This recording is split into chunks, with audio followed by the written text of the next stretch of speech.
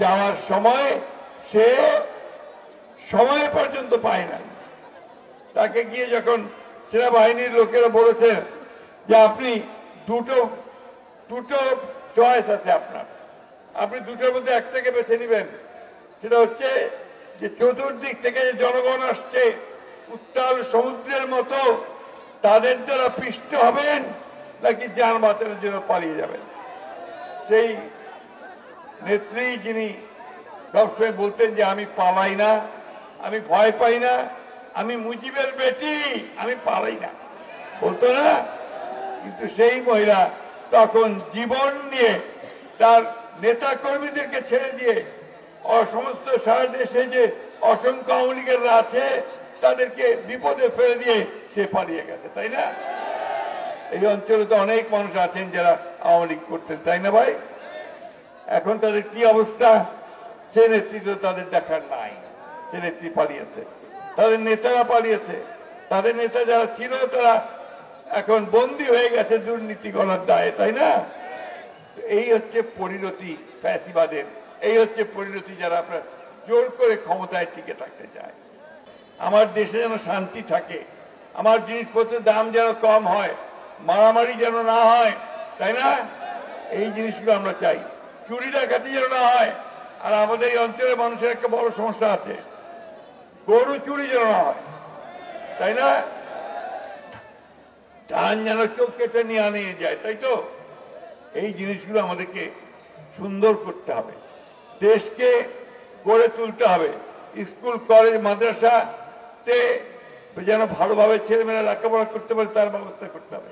আর কাথায় কাথায় ঘুষ যেন দিবা না হয়, এটা একটা বড় সমস্যা। বা খালি ঘুষটা আছে, যেইটা যা আছেন সেইটি ঘুষটা আছে, তাই না? ঘুষ আমরা আর দিবা না হয়।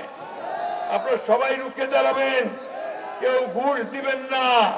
যে ঘুষ চাইবে ওকে ধরে নিয়ে গিয়ে পুলিশের হাতে দেবেন। আপনারা বলে যে পুলিশও তো ঘুষ খাচ্ছে, কি তাই না? ওই পুলিশকে আমরা এখন পরিবর্তন করতেছি, ইনশাআল্লাহ ওই পুলিশ এখন জনগণের পুলিশ হবে, তাই তো? এইরকম একটা বাংলাদেশ আমরা চাচ্ছি, এইরকম একটা বাংলাদেশ আমরা চাচ্ছি। এবার সেটা আমাদের নেতা তারেক রহমান সাহেব ওই বাংলাদেশ করার স্বপ্ন সবাইকে দেখাচ্ছে।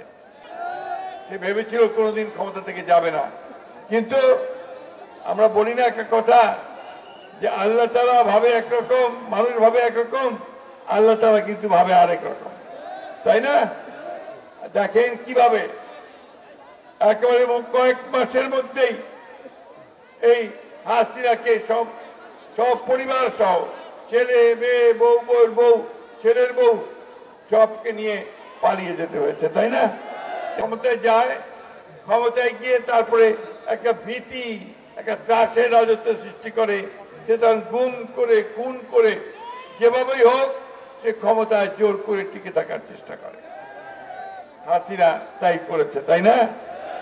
জোর করে মানুষ চায়নি, কিন্তু সে তিনটা নির্বাচন এইভাবে মিথ্যা কথা বলে জনগণকে বোকা বানিয়ে সে তিনটা নির্বাচন করে জোর করে ক্ষমতায় বসেছে। পালিয়ে গেছে ওই পারে,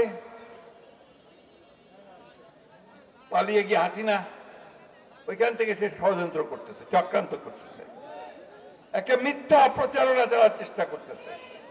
এটা কি? ওই যে আমাদের ভাইরা বসে আছে এখানে, আমাদের হিন্দু ভাইরা, আমরা নাকি তাদের উপরে এই দেশে নাকি অত্যাচার হচ্ছে।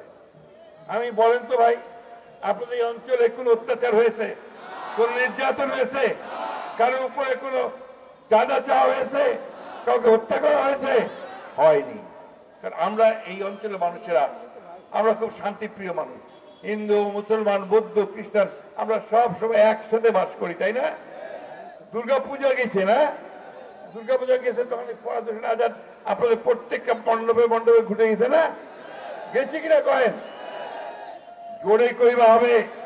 ওই অস্থিগুলো যা কয়েছে এগুলো আমার বিভ্রান্ত করেছে, আমাদেরকে বিপদে ফেলার চেষ্টা করতেছে। বন্ধুগণ, এই আমাদের ছাত্রদেরকে আমি ধন্যবাদ জানাতে চাই, আমাদের ভাইদেরকে যারা 15 বছর লড়াই করেছে তাদেরকে ধন্যবাদ জানাতে চাই যে তারা তাদের বুকের রক্ত ঢেলে দিয়ে আমাদের জন্য আবার একটা সুযোগ সৃষ্টি করে দিয়েছেন যে আমরা আমাদের দেশটাকে আবার একটা গণতান্ত্রিক পদ্ধতিতে গড়ে তুলব। আমরা এখানে সকল মানুষের ভোটের অধিকার নিশ্চিত করতে পারবো। আপনারা এই আগে কতগুলো ভোট হয়েছে, ভোট দিতে পারছেন? আমাদের ছেলেরা ভোট দিতে পারছে? কেউ পারে না। 3 বার 15 বছর ধরে আর ভোট দিতে পারে না, তাই না? সেই ভোটের অধিকারটা আমরা ফিরে চাই। আমার ভোট আমি দেব, যাকে খুশি তাকে দেবো, তাই না? এটা বললে আবার কিছু কিছু লোকজন অসন্তুষ্ট হচ্ছে যে খালি ভোটে চাচ্ছেন। হ্যাঁ, ভালো ভোট চাচ্ছি এই জন্য যে আমরা ভোটটা দিতে পারলে আমরা আমাদের সঠিক লোক নির্বাচন করতে পারবো।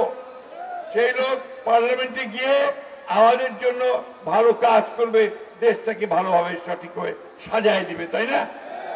এটাই আমরা চাচ্ছি। আমরা বলেছি যে সংস্কারটা আমরা চাই। আমরা 2016 সালে আমাদের নেত্রী দেশের বেগম খালেদা জিয়া তিনি ভিশন বাংলাদেশ 2030 দিয়েছিলেন। বাংলাদেশের কি হতে পারে ভবিষ্যতে 2030 সালে তা বলেছিলেন। আর আমাদের নেতা তারেক রহমান সাহেব তিনি 2 বছর আগে 2022 সালে তিনি 31 দফা দিয়েছেন। সেই 31 দফাটা কি? সংস্কার। লোকে বলে এই সংস্কার কি জিনিস?